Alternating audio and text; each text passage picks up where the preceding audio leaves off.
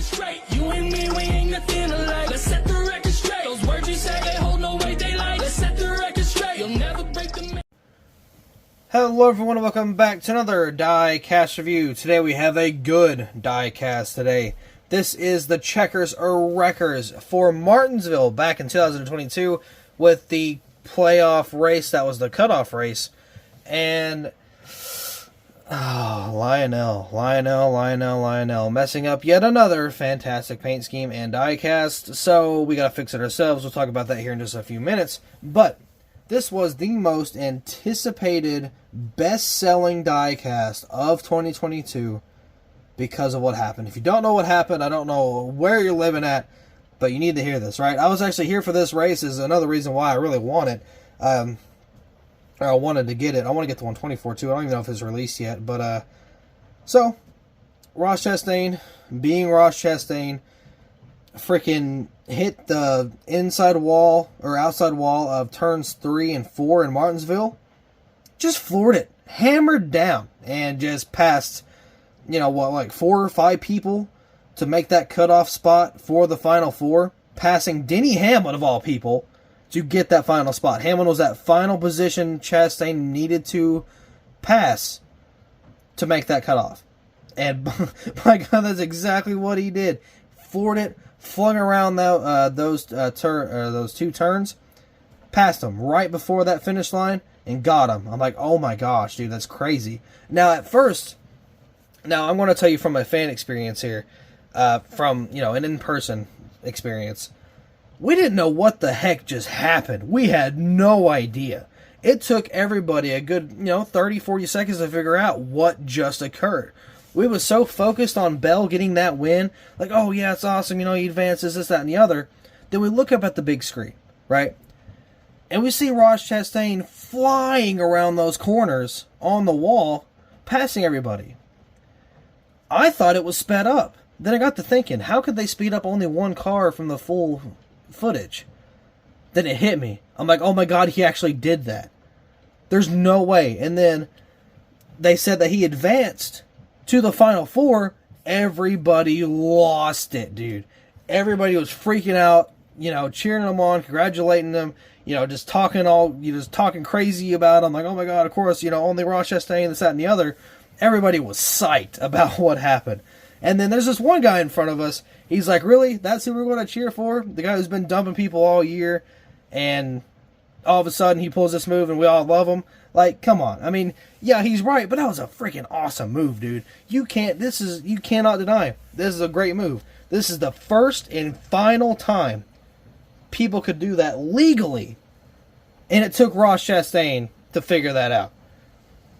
They called it it's quote, the Hail Melon. Now, I kind of explained this in my diecast haul. If you don't know why it's called Hail Melon, if you ever watched like football or something, or ever heard of the term Hail Mary, that's like a last minute attempt to just do whatever you can to do whatever you're trying to do.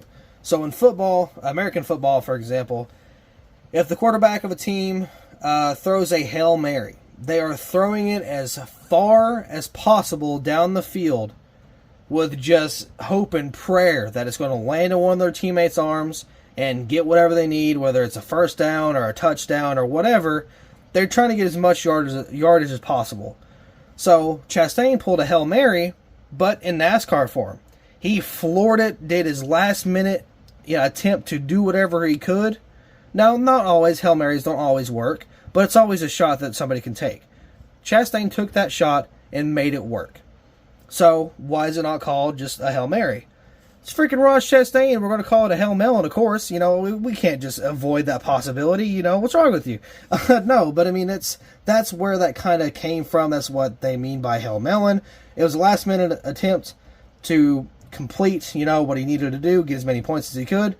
He made it work, and they just titled it the Hail Melon because, Ross Chastain, melon farmer, did what he could, and he got it done. So, yeah, he earned that title. That's the first time somebody's done that. NASCAR ruled it out after the race, so it counted. He got the points for it. He made it to the Final Four, but they banned it afterwards. Nobody else can do that legally now. So Ross Chastain is the only person to do that, which is insane. So you know how I was talking about Lionel messing up his car earlier? You may be wondering, well, how did he mess it up if you haven't seen already? Or how did they mess it up? Playoff car, right? Boom. No playoff banner. I'm like, are you freaking kidding me? Because I saw it with the metal chassis, and I'm like, there's no way they're not going to have a playoff banner for this freaking car, right? Wrong. Boom. No playoff banner at all. I'm like, how? What do you mean? Because it happened to Harvick before, but that was like, what, last? No. Yeah, it was 2021. One of the Harvick cars didn't have a playoff banner. The Roval car didn't have a playoff banner. But, of course, the one freaking car that Lionel didn't put a banner on, it was this one. This one is the most anticipated one, man. What do you mean you can't freaking put the banner on it? I mean, I'm sure it was just a mistake, some mass production thing Lionel screwed up on. It's not like oh, we couldn't do it for this reason. No, they just didn't do it, didn't care, and put it out like this. So that's why we got it the way we do. But don't you worry. I hit up my one of my buddies, Diecastbuffet, and I'm like, hey man, by any chance you got a Chastain banner I can buy from you? He's like, yes sir, I do actually. Bought it from him. I'm going to slap that bad boy on after this review, post it how it's supposed to be made, and boom, I don't know, like couple likes on Instagram. But no. So yeah, that's kind of the backstory of this car. We've seen this paint scheme before. He has won Talladega with the same paint scheme and made history with the race at Martinsville. So I wish we got a better box, especially for something as incredible as the story had for this car. I wish we got a customized box, but I don't know. They didn't even do the checkers or wreckers box for this one, which I didn't realize that until now. That's weird. That kind of sucks, actually. It just looks like a standard car. Oh well, it is what it is. Let's get this out of the box and finally talk about the paint scheme. Here's the diecast out of the box, and this paint scheme is actually really, really awesome. So, I've been wanting just a standard paint scheme of this car. Never got made, but I wish they would. This is probably the closest thing we can get because the Talladega car had the confetti on it and stuff. This one you can kind of rule out if you really wanted to, but there is some damage on the right side, of course. And, I mean, technically it comes with a stock banner. There is no playoff banner on this one. So, I mean, really, you kind of rule it out if you could or if you wanted to, and maybe put like a black piece of tape on the spoiler back there just to kind of make it look like a normal paint scheme for your stop motion or, whatever you may want to use it for. But yeah, so this paint scheme, probably my favorite Ross Chastain paint schemes to exist. It just looks really good. I really like it. So, yeah, there's kind of the damage on that side, but we'll take a closer look at that here in a little bit. I do plan to get the 124 whenever I can, and this bad boy is going to be sitting right on top of it. So, here we're going to have the hood moose fraternity. I believe that's what that says. Got the hood louvers there. I got the very disappointing Chastain banner because it's not the playoff one. I got the Trackhouse number 1 there, moose behind the number 1. Chastain. Got moose once again on the deck. It looks a little crooked, but I don't know. I got the yellow spoiler back here. Got moose once again on the back of this car, and it looks like it got a little bit of race wear. Trackhouse logo, Camaro, ZL1. Got the tail lights, the bow tie, and the number 1 over here. Then we got Worldwide Express, Jockey, bmoose.org. Got some of that race wear. Let's take a good look at this here. This is where he just did that wall ride and absolutely scraped the crap out of this car. Yeah, looks very good on the bottom. You can see there's some scuffs there. There's the real kicker. Here's the front end. This is where he kind of made the first impact. And he started from the front here. He hit the wall and rode the wall all the way around.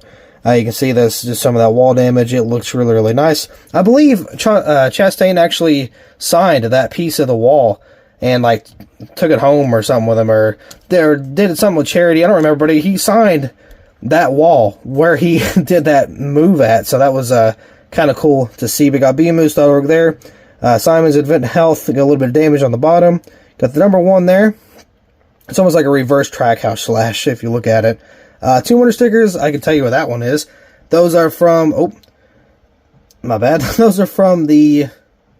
Was it Talladega and... It was a road... Oh my god, it was a road course. What was it? Wasn't Sonoma. That was not Chastain, but that was oh my god, I cannot remember. Suarez won Sonoma. What was the... Oh my goodness, it's gonna bother me. I don't remember where it was, but I'll throw it over the screen there just to double, triple check. There's some little logo there beside those. Rob Rose, not too sure who Rob Rose is or was, so that's something new to me. I didn't know that was on the car. Chevrolet there, Advent Health, Trackhouse, and then you got just, you know, the damage leading up here. Round of 8, like I said, this is the cutoff race. NASCAR race car logo there from what you can see what's left of it. Very scuffed up. You see the Goodyear there. Front end is a little scuffed. Or a little. That's a lot of scuffed. Sunoco, got the number 1 there. Got a really nice front end look to this car. Looks really, really cool. I like how that looks with that red and black. A little bit of fading around the front end there. This side, a little bit of race wear, not a whole lot. You can see there's a little bit of damage there also.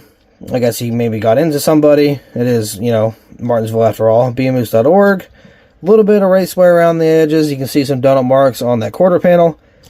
I mean, yeah, that's pretty much all we got. A little bit of damage back here, too. I didn't catch the first time. But yeah, so there's Ross Chastain. That's his name on that side. Then, who was it on the other side? Rob Rose. So, 2 different names on the name rails, which is actually kind of cool. I like how they will do those sometimes.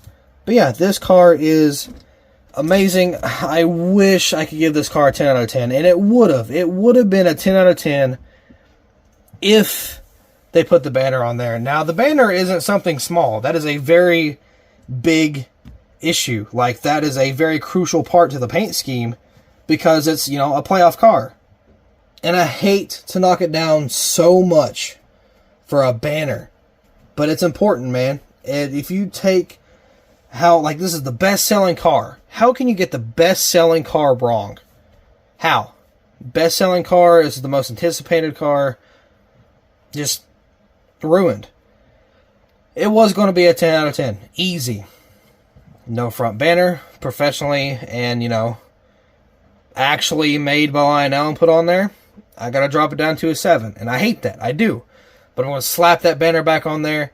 Put it up for display. It's going to be good. So with that being said, I think I talked a little too much about this car. But it's hard not to. This is a pretty awesome paint scheme with an awesome backstory to an awesome finish to an awesome race.